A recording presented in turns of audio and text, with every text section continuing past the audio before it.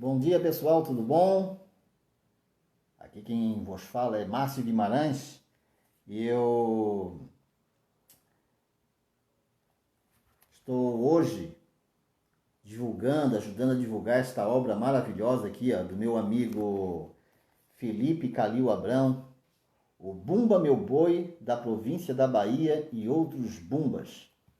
O Felipe, que é um pesquisador, um historiador, e eu particularmente considero uma das pessoas que mais conhecem histórias e mais se envolvem com a cultura da brincadeira do boi pelo Brasil, eu não o conheço pessoalmente. A nossa amizade é uma amizade via rede social, via WhatsApp, mas mesmo assim é a pessoa que eu mais me comunico para falar sobre cultura e, claro, sobre a cultura do boi.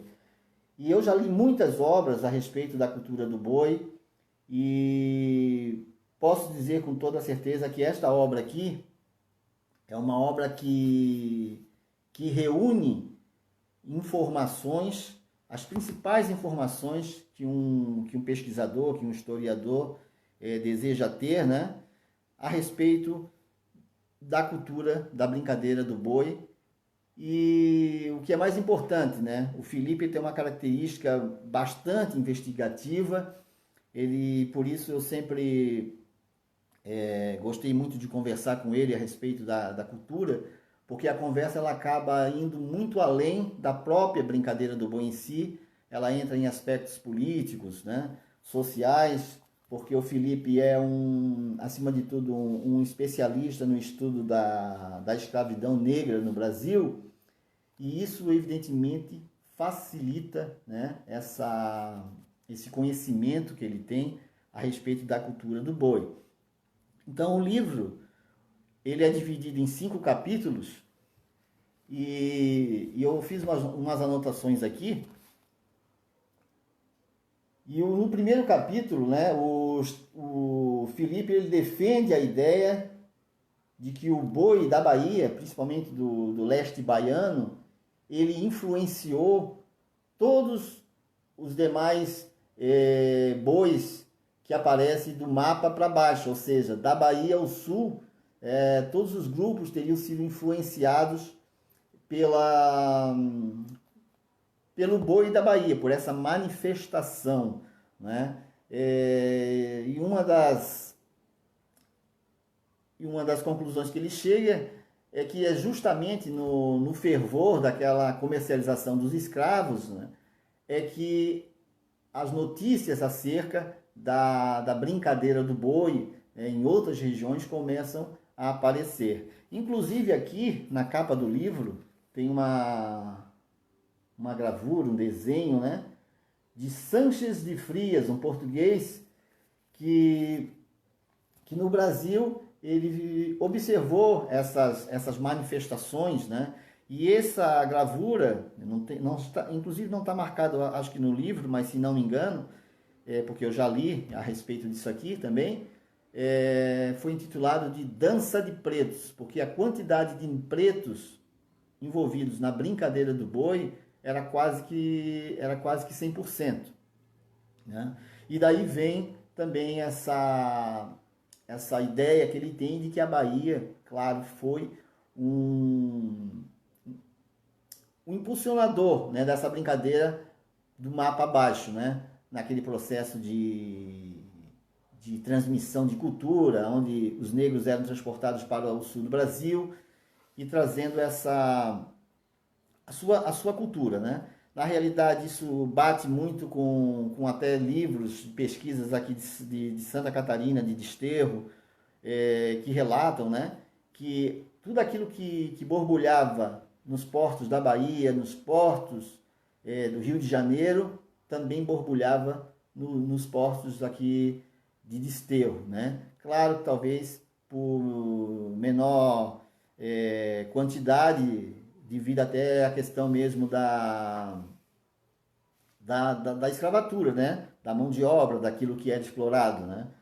É, então é um capítulo que, esse primeiro capítulo, ele fica basicamente em cima disso, né? É é um pontapé inicial, né, nessa, digamos assim, que ele dá na historicidade, né, do livro. É claro que o livro, ele não vai conseguir abordar, um livro de 155 páginas, não vai conseguir abordar tudo o que a história do boi tem para contar no nosso país, né? Mas ele traz tópicos assim importantes e eu considero uma obra importante para quem quer, de fato, tem um interesse em pesquisar a cultura das brincadeiras do boi no Brasil. Já no segundo capítulo, vamos ver aqui o que eu anotei, no segundo capítulo ele aborda a temática das perseguições que essa brincadeira sofreu, né? O capítulo tem o nome Um Brinquedo na Mira da Polícia. O boi de mamão de São Luís na segunda metade do século XX, do século XIX, né? Então, era uma brincadeira que de fato incomodava a ordem pública, incomodava a elite, e inclusive as primeiras descrições dessa brincadeira eram críticas negativas, né? Por exemplo, um padre pedindo para que a polícia tomasse providência, ou a burguesia pedindo para que a polícia tomasse providência, porque envolvia muita algazarra, envolvia brigas, na verdade, porque os grupos de bois, eles eram acompanhados de capoeiristas, né? E havia uma rivalidade muito grande, e ali entrava-se em confronto tanto com os grupos, quanto com a polícia, né? Então era, digamos assim, um atentado à moralidade. Então, nesse segundo capítulo, ele descreve a respeito desse fenômeno, né, da perseguição. E essa perseguição, na verdade, ela existiu também aqui em Florianópolis. Temos vários relatos a respeito disso, que é algo que a gente percebe até hoje, né, com relação à cultura popular, e muito mais ainda naquele período onde a repressão, digamos assim, era bem maior, né? Hoje você tem um acesso à informação, você tem uma câmera de celular a todo momento filmando. Naquela época não existia isso, né? Então, com certeza, quem gostava de reprimir, quem gostava de bater, tinha muito mais facilidade de colocar isso em prática. No terceiro capítulo, ele fala sobre o boi de fogo. O boi de fogo, uma tradição também do Nordeste, né, daqueles bois lá de cima, que envolvia um cortejo do boi, mas a característica principal era o uso de fogos de artifício, né? Aqui em Florianópolis a gente chamava de diabinho maluco, que era um fogo que saía correndo pela rua, tal. Então era uma brincadeira, um capítulo que é importante, que eu avaliei assim pela curiosidade que me tocou ali, né? Os brincantes, eles inclusive molhavam o corpo para evitar que se queimar, né? O dançante do boi, o boi, os personagens, eles eram molhados, e haviam inclusive apostas, né? Para ver quem é que conseguia chegar até o final desse cortejo, né? Porque durante o trajeto havia uma guerra de fogos, né? Então, isso repercutiu, evidentemente, também muito negativamente, porque havia muito acidente. Ele relata também aqui a questão da queima de casas, de comunidades inteiras que se queimavam, não deixando, vamos dizer assim, não deixando em aberto, né? Se a queima que os jornais da época registravam estava relacionada com os fogos da festa, ou se era pela própria seca do local, né? Porque as casas também eram feitas de palhas, havia os fogões eram também fogões a lenha, né? Então mas é um capítulo que eu considero bastante curioso, assim, né? Eu não conhecia muito essa tradição do boi de fogo, né? Apenas por alguns documentários que eu havia visto. Então ele esmiuça bem no livro, né? E é também uma fonte de pesquisa bastante rica. No quarto capítulo, aí já fala da missão das pesquisas folclóricas, né? Que foi uma missão cujo nosso Mário de Andrade ficou incumbido de liderar, né? Isso aconteceu, acho que eu não tenho exata certeza aqui da data, mas acho que foi a partir da década de 30, no governo de Getúlio Vargas, onde os pesquisadores eles saíram para o norte e nordeste brasileiro para fazer o registro daquilo que havia em termos de folclore no Brasil. Né? É como um processo de nacionalização. Né? Então aí o folclórico já começa a ser visto como uma ciência, digamos assim. Né? Mário de Andrade foi um grande folclorista, um grande entusiasta da cultura do boi, né? E é citado aí juntamente com Câmara Cascudo como um dos grandes, né? Câmara Cascudo, digamos que foi um folclorista que saiu da prática, né? Que saiu ali do meio do folclore e entrou na academia, digamos assim. O processo do Mário de Andrade já teria sido ao contrário, né? Da academia ele partiu então para o conhecimento prático, né? Registrando, e aí ele faz registros muito importantes. Tem um registro, inclusive, que tem essa filmagem num boi da Parnaíba, que me lembrou, inclusive, muito o boi de mamão aqui de Santa Catarina. Né? As músicas, embora ali a música nesse vídeo não está muito clara, não dá para ouvir direito, mas os personagens, né, lembram muito o boi catarinense. Isso aí a gente conversou muito, eu e o autor aqui da obra, o Felipe, a gente conversou muito sobre isso. Né? E fechando aqui o quinto capítulo, né, o último capítulo, seria o ritual de morte, né? Que, digamos que seria a temática central das brincadeiras de boi no Brasil. Né? Ele faz uma observação importante também nessa obra, que nas regiões litorâneas, o boi que é desenvolvido no litoral brasileiro, ele dá muito mais ênfase para o teatro da morte e ressurreição do boi. Né? E por isso, inclusive, que em Santa Catarina nós temos ali a brincadeira da morte, entre o doutor, entre o urubu, a benzedeira. E já nas regiões mais distantes do litoral, se dá uma ênfase maior para a musicalidade, para a música, para a dança. Né? E ele, evidentemente, que ele justifica, né? Ele justifica o porquê desse diferencial. Então, eu tenho uma alegria muito grande de estar aqui, né? Indicando essa obra para as pessoas que de fato gostam de cultura. É uma obra que fala de boi, mas que ela abre campo para diversas outras áreas, porque nós temos aqui a presença do negro escravo, depois também nós temos aqui a questão do índio, né? Questões ligadas ao europeu. Então, eu super indico essa obra, inclusive muito do que tem aqui, eu e o Felipe, a gente conversou muito, por muitas e muitas horas, né? Temos muitos rascunhos, e evidentemente que não daria para ser colocado tudo no livro. Tenho aprendido muito com o professor, e eu até me surpreendi quando eu li, porque essa obra fazem 15 dias que foi lançada, e eu fiquei muito feliz, porque ele faz uma citação aqui ao meu nome, ó. Faz uma citação na página 117, é isso? Na página 117, no capítulo O Meu Boi Morreu, o ritual de morte do Bumba Boi, rei da boiada. Né? E aí, ele cita alguns mestres, né? E na página 117, ele fala o seguinte, a respeito de algumas conversas que eu tive com ele, né?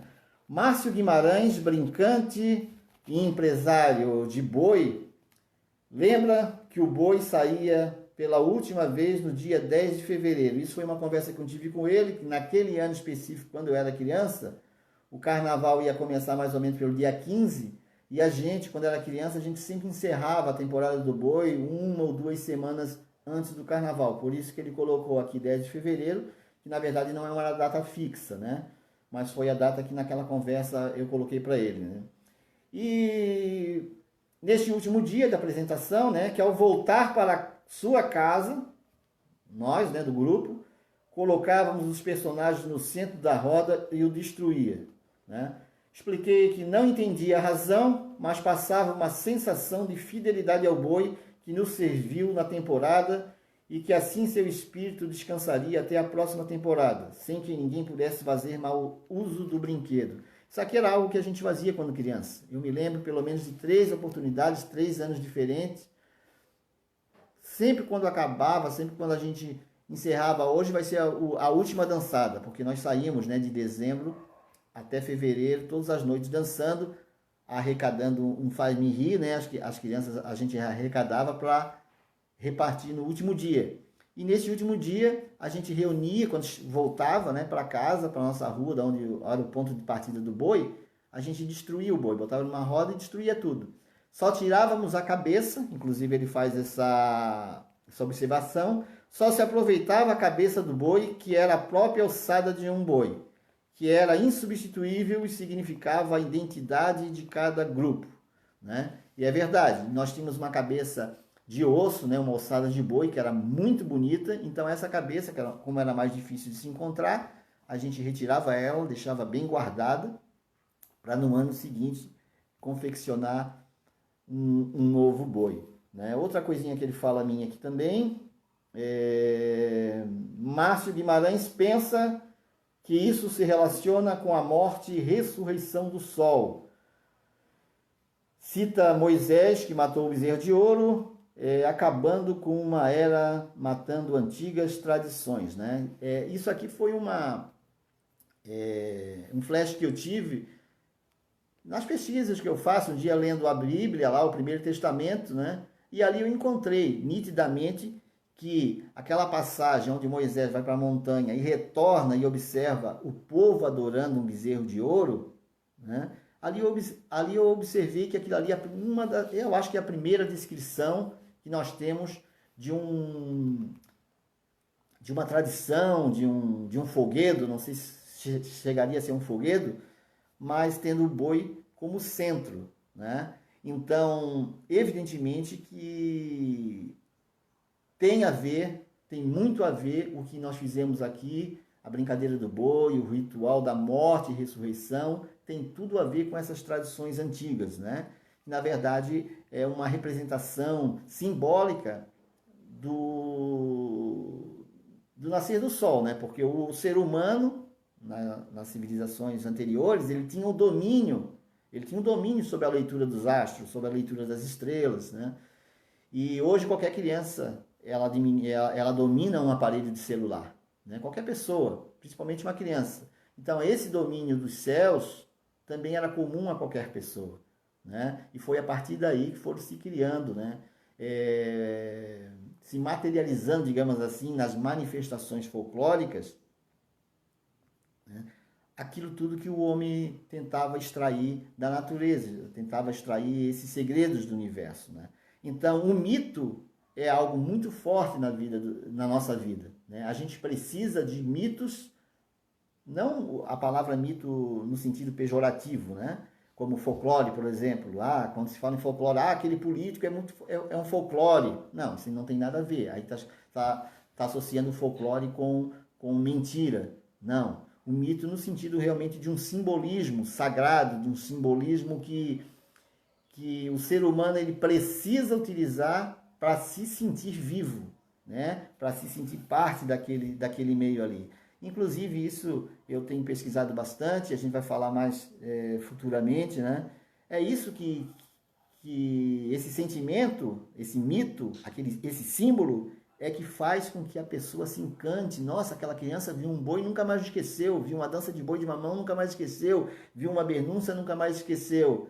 São essas chavezinhas que são ligadas nesse momento que eu venho pesquisando, e é por isso que o folclore ele se mantém vivo, né? Ele se mantém vivo e ele guarda muita informação sobre a história do homem. Aliás, a história do boi é a história do mundo, né? Então essa é a mensagem de hoje. O Felipe pediu, que nós estávamos conversando, né? Ô Márcio, pô, não quero que tu fique lá babando o ovo com o meu livro, não sei o que, tá. Mas na verdade o livro é muito bom e a gente já conversou sobre, claro, não caberia tudo aqui dentro, né? E algumas coisas acabaram passando batida, como a questão da tourada, a influência da tourada na cultura do boi, né? A própria, os negros malês na África, que ao retornar para a África, né, no século XIX, né, levaram a cultura de Salvador para aquilo que hoje é Benin, e lá se brinca de boi a partir da dança da burrinha, né, e o boi que a gente vê hoje lá em Benin, na África, é exatamente aquele boi que brincava no século passado em Salvador, e é um boi que lembra muito o boi de mamão, né? Então essa história é fascinante, né? A gente vai pesquisando e vai entendendo como é que a cultura viaja, né? Então aqui o Bumba Meu Boi, da província da Bahia e outros bumbas, Felipe Calil Abrão. Ó, boa pesquisa, excelente leitura. Bom dia a todos. Valeu, meu amigo.